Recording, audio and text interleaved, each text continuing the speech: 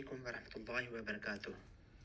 In our recent Substack notes and posts, we wrote about Muslim scholars and thinkers who contributed significantly to the foundation of both natural and liberal sciences. There were some reasons for taking it up. It certainly was not taken up to suggest turning back the clock to the medieval era and starting knowledge from there. That would be a completely illogical proposition. Before we explore the reasons for why we covered these personalities, let's quickly review their contribution. We first explored the magnificent Ibn-Khaldun, who contributed to political science, political economy, and economics in general. He just didn't do this in a normative sense, like medieval scholars, i.e., thou should never do this, or thou should always do this.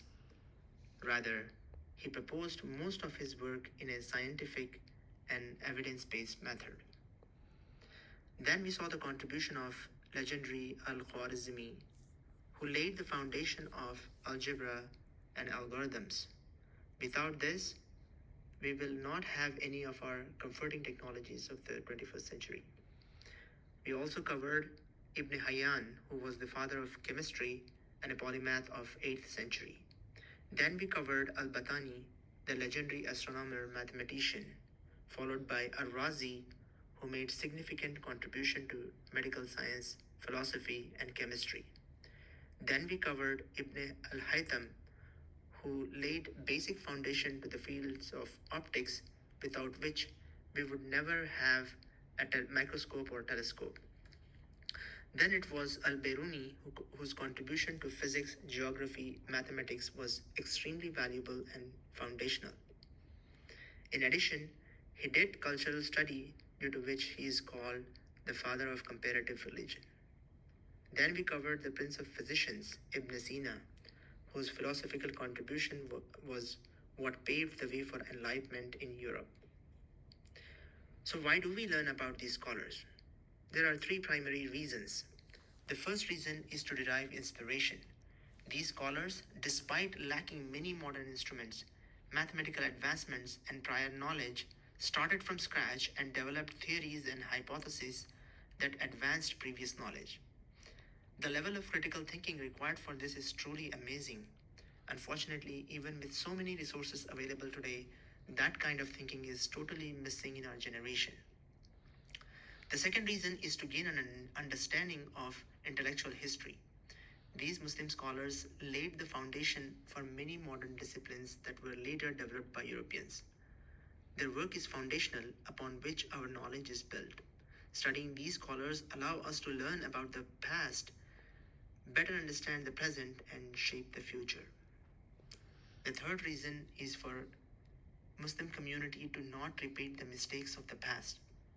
The intellectual tradition of Muslim scholars was lost because subsequent Muslim generations did not value the efforts of these glorious scholars, neglecting their scholarship for lucrative jobs in law and jurisprudence. The scenario unfortunately remains the same today. Muslim community at a subconscious level still doesn't value the knowledge of both liberal sciences and natural sciences. Instead, it focuses on vocational education like engineering and medicine that pays money. Due to this, the leadership is still in the hands of Western nations who exert their hegemony in academia.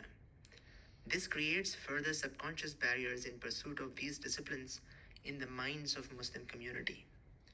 This is a high time we rise out of Orientalist and colonialist imposed barriers and the barriers of our own subconscious minds to pursue holistic knowledge of liberal science and develop critical thinking.